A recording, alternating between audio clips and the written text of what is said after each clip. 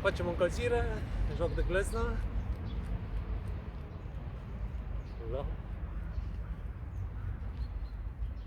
Dacă avem un culoar de 1,20 m pe 2 metri jumate, 3 metri este foarte bine. Tăbia sus, brațele.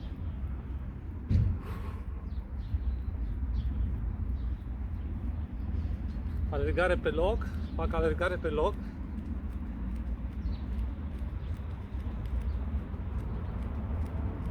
Pendulez gamba înapoi și genunchii sus. Câteva mișcări, nu trebuie să mă forțez, încep treptat, sutur picioarele, mișc brațele, respir, sus inspir pe nas, jos expir pe gură, sus inspir pe nas, jos expir pe gură. Câteva fantări laterale.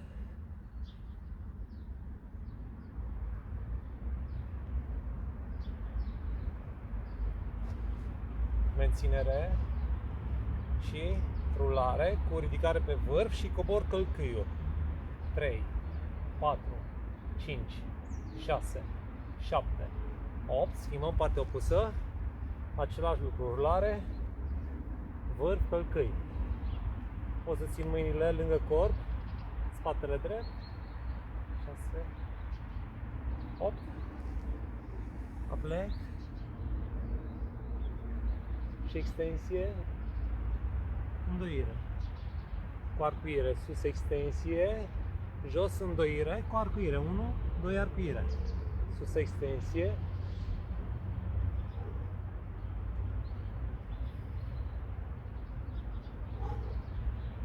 ușor, mă ridic, jos, îndoi, arcuiesc, același exercițiu din apropiat, sus extensie, jos, îndoire, îndreptare, sus.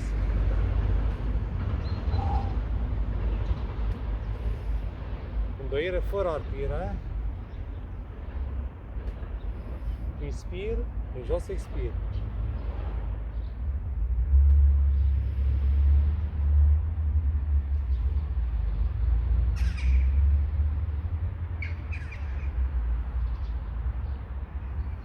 Ne sprijinim aici.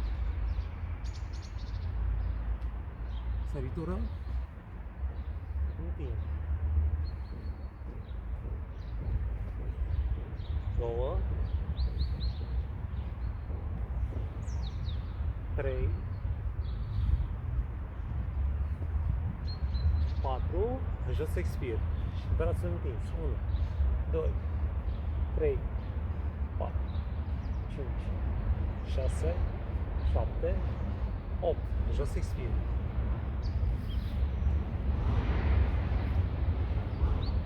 3, 4. Suficient. Am avut o dozare cu 4, maxim 8 repetări. Sus inspir. Jos expir. Piciorul balansează și am braț picior opus. 2, 3, 4, 5, 6, 7, 8. Scuturăm și schimbăm cu celălalt picior. 1, 2, 3, 4, 5, 6, 7, 8. Scuturăm. Ridic un genunchi. Trag de genunchi, genunchiul la piept, celălalt picior, același lucru, trag de genunchi. Repetăm încă o dată. Celălalt.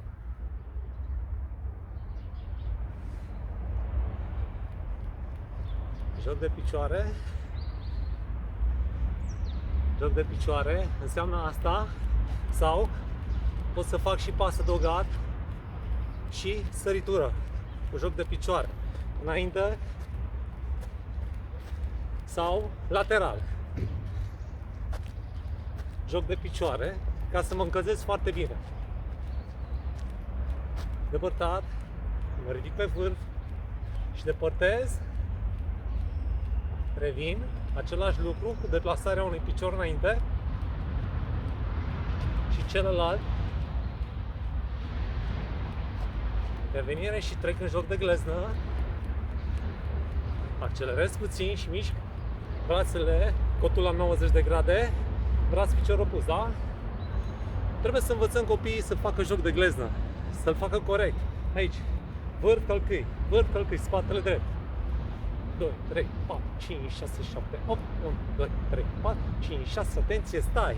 Sus, inspir, jos, arcuiesc. Sunăm picioarele. Da? Pentru partea laterală mai repetăm încă o dată. 1, 2, 3, 4, 5, 6, 7, 8 și 1, 2, 3, 4, 5, 6, 7, 8 și 1, 2, 3, 4, 5. Sus și inspir, jos expir. Mâini la spate, arcuiesc. Putem să completăm încălzirea pentru mijloc cu rotație de bazin.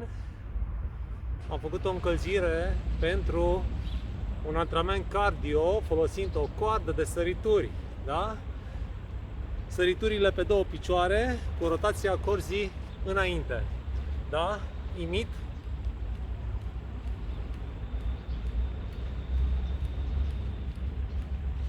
Scutur picioarele, ridic călcâiul, trag de vârf și scutur. Și celălalt am făcut imitarea mișcării fără material, da? Încă o dată. Hârtia sus. Scutur, ridic genunchiul și celălalt. Scutur. Am imitat mișcarea, am lucrat fără material. În continuare luăm materialul și facem o dozare, un model de dozare cu 25 de sărituri succesive pe două picioare, da? Fiind prima serie, da? Cu pauză activă mers și o repetăm de 4 ori în total. Avem 4 ori 25 de repetări, adică 100 de repetări de sărituri cu coarda.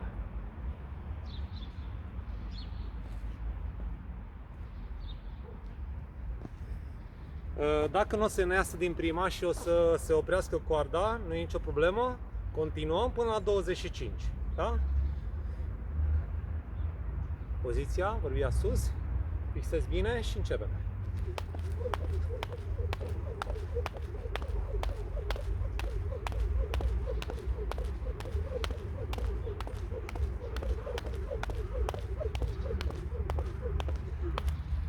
...25, apuc de coardă și întind. Trag, scutur picioarele, respir. E foarte important să avem o pauză activă, să nu ne grăbim. Dozarea poate să crească, fie crescând numărul de repetări într-o serie, fie crescând numărul de serii.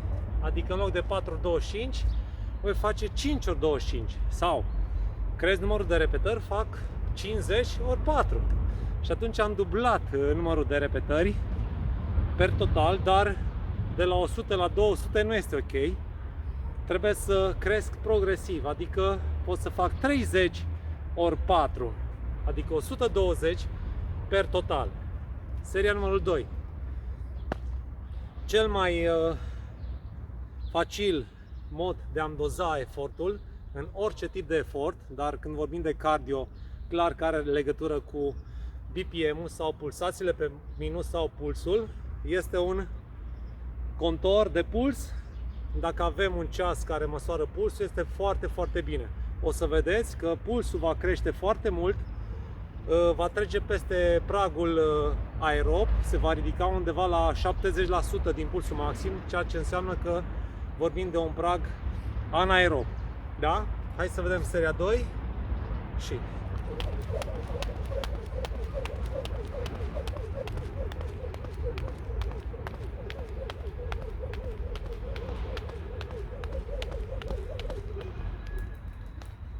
Dacă este prea ușor, mai introducem elemente gen Nu lucrăm cu șiretul desfăcut, este foarte important să avem echipamentul ok. Da? În orice moment ne putem opri, respirăm, ne hidratăm, să aveți sticla la apă. Deci acele elemente pe care le putem introduce.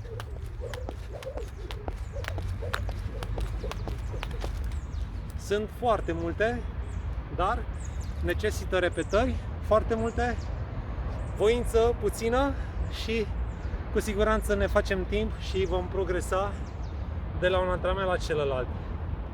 Transpirația e normală, se poate să apară și febra. Pentru asta mă recuperez imediat după ședință cu stretching.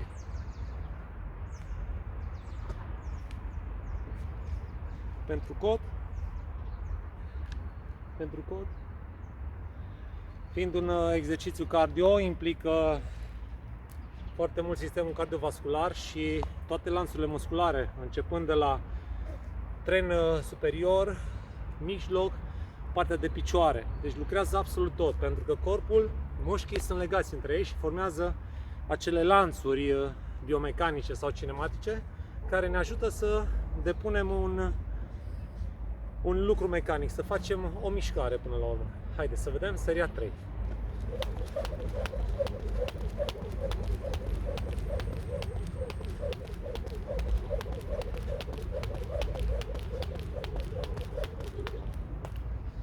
A fost seria 3, am ajuns la 75. Vedeți că am o pauză activă. Ea poate să fie înlocuită cu mers semi-activ.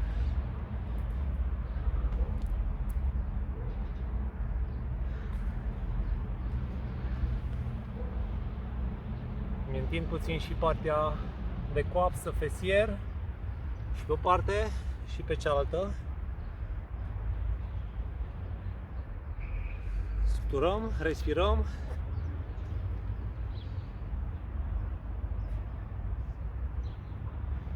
E foarte important și unde menținem pragul, unde menținem pulsul. Dacă vrem să ardem mai multe calorii, prelungim seria și facem mișcarea mult mai lent. Genul acesta. Da? Deci nu foarte repede, mai lent. Și atunci vorbim de serii de 4 ori un minut.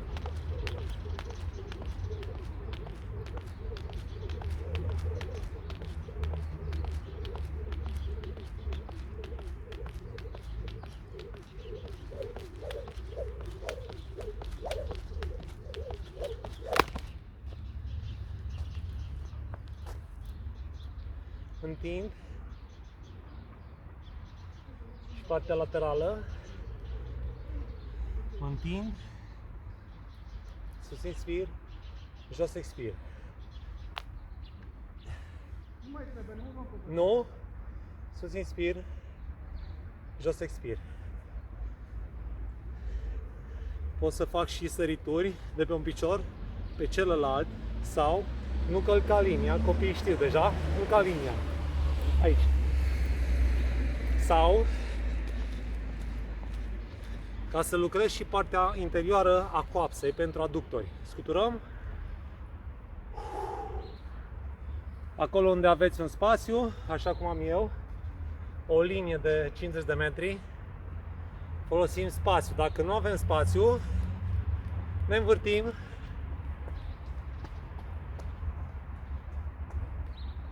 în jurul corzii. Întotdeauna la atletism alergăm invers a celor de ceasornic. Da? Ocolirea este pe partea stângă.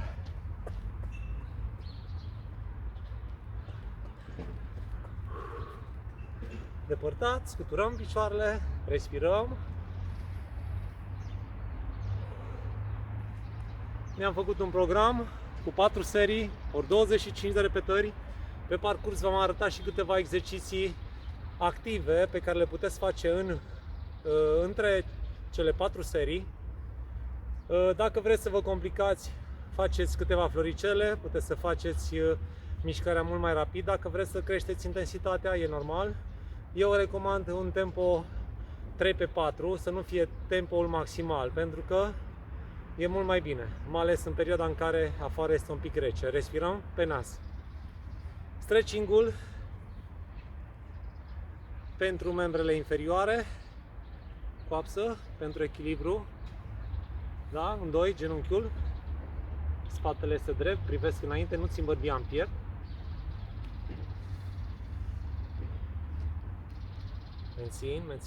Mențin, spatele drept. În 2, genunchiul, pe măsură ce în 2 mai mult genunchiul, simt întinderea mai tare. Simt. Dacă doare, mă opresc și mă ridic treptat.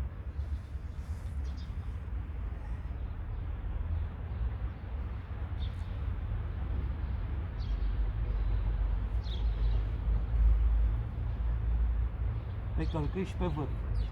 Călcâi. Schimb dincolo.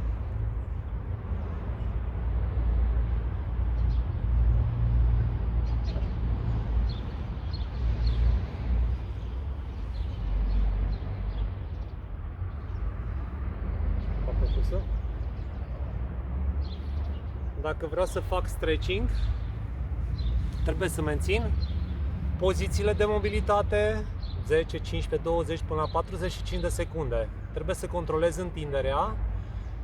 Dacă sunt încălzit corect, mă voi reface parțial și o să mă ajute pentru activitatea care va urma. Reduc puțin disconfortul psihic. Dacă apare febra musculară, nu o să mai fie atât de puternică, va fi mult mai o febră ușoară, da? Care să nu mă imobilizeze, să-mi producă o incapacitate funcțională, să am febră, să nu mă mai pot mișca. Da? De asta este bine să fac recuperarea sub formă de stretching.